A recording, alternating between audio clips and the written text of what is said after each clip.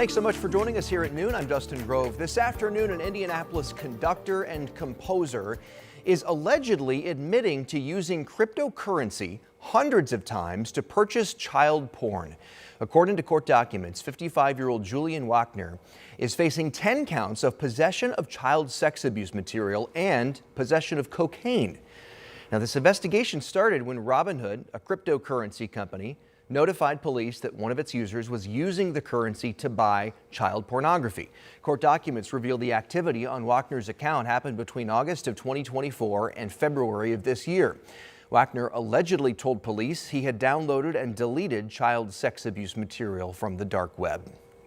A former Metro police officer is back in court this afternoon. This comes after drastically different stories, we're told in the courtroom yesterday. Investigators say last year, Myron Howard went back to a house where he had just arrested a woman's boyfriend for domestic violence. Howard admits he had sex with that woman inside a home on North Olney Street in January of 2024. The defense told the jury, though, that the alleged victim was on the porch, waved at Howard, invited him in, and they had consensual sex. But prosecutors say Howard talked his way into the home, asked where the bedroom was, and threatened the woman. IMPD fired Howard after criminal charges were filed. That trial will continue later today.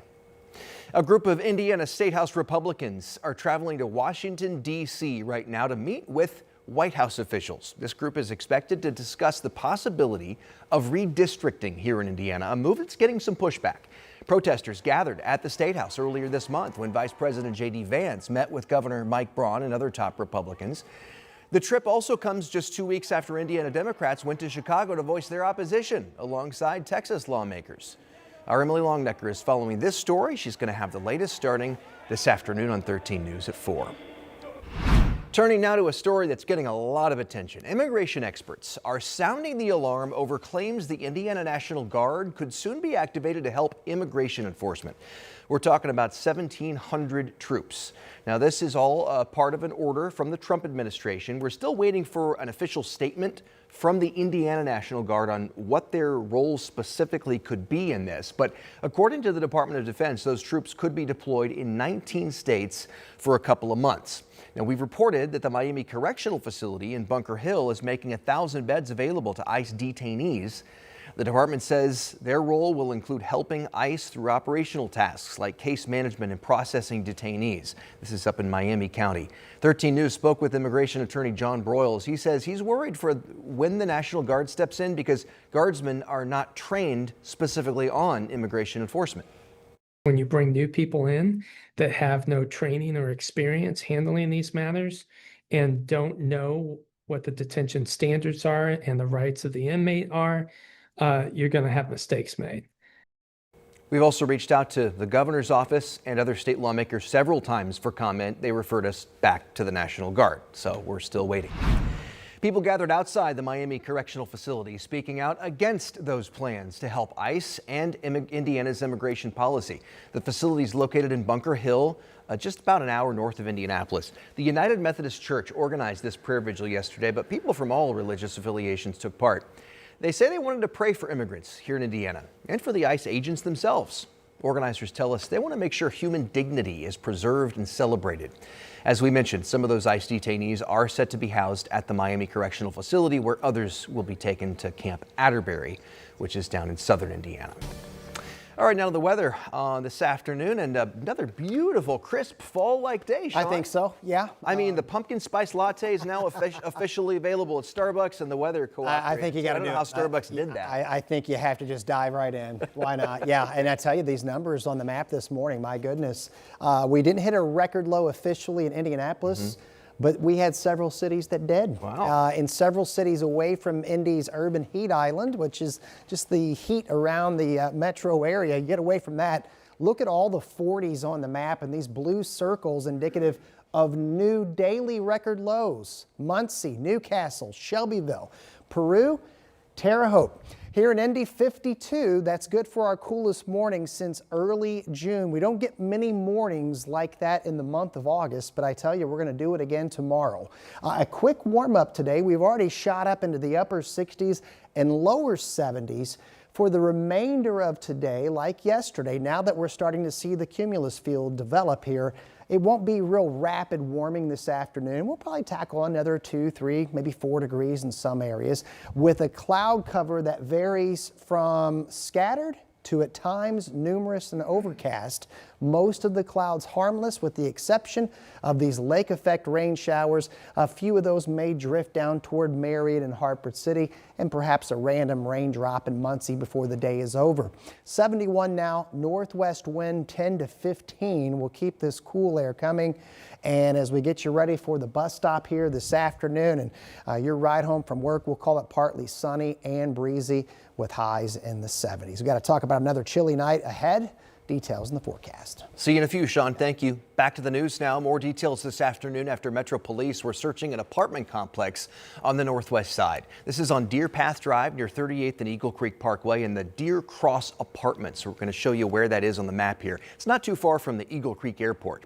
Now, right now, we know IMPD was conducting a search for a suspect. We also know the original call came in as a shots fired investigation. Drones and multiple officers were seen canvassing that area this morning. We've reached out to Metro Police for more information and we'll of course bring you the latest here on 13 News on TV and online at WTHR.com just as soon as we get it. Tensions are rising on the east side after discussions to reopen a troubled liquor store. Neighbors tell us life's been better since Dave's cold beer and liquor shut down.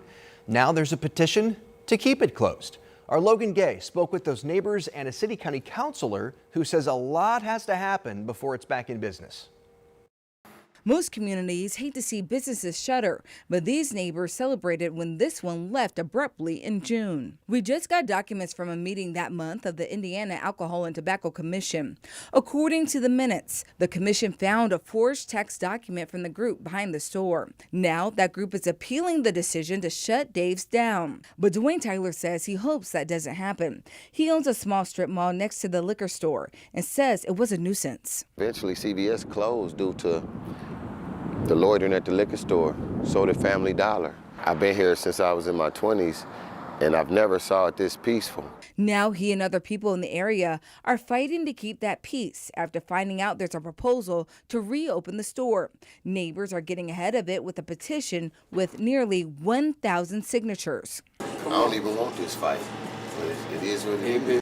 City County Councilor Keith Graves is also joining the fight. He says they're going to do what it takes to keep it closed. To reopen may require an entirely new business, and I'm not sure if that's not just a change of name within the same family structure. According to IMPD, this year they responded to the store 22 times, 11 times for a disturbance or fight, and once for a person shot. We've seen what they will do in our community. They don't keep up their property.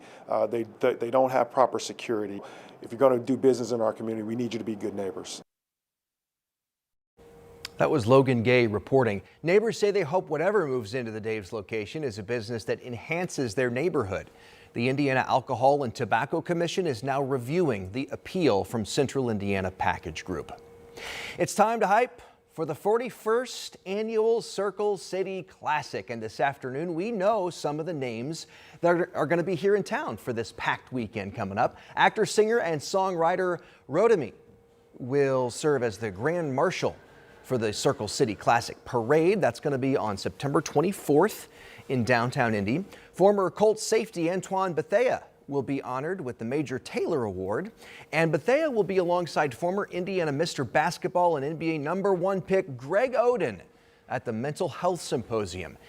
There will also be a special performance during the President's Gala from Layla Hathaway, five-time Grammy award-winning singer, songwriter, and producer. And then, of course, the football game, the big game between Miles College and Morgan State this year. That's coming up Saturday, September 27th. One Pacers player is getting the honor of a lifetime. Star Tyrese Halliburton is now displayed on the exterior of the XG Groom Room Barbershop. So take a look here. There it is. The ribbon is cut. Almost. There it is. The murals revealing started just an hour ago. It's all to celebrate Halliburton and the artist William Minion. This is the third mural in Gang Gang's Keepers of the Culture series and marks the official start of the Butter Fine Art Fair, which gets underway this Thursday. Much more to come on that over the next few days.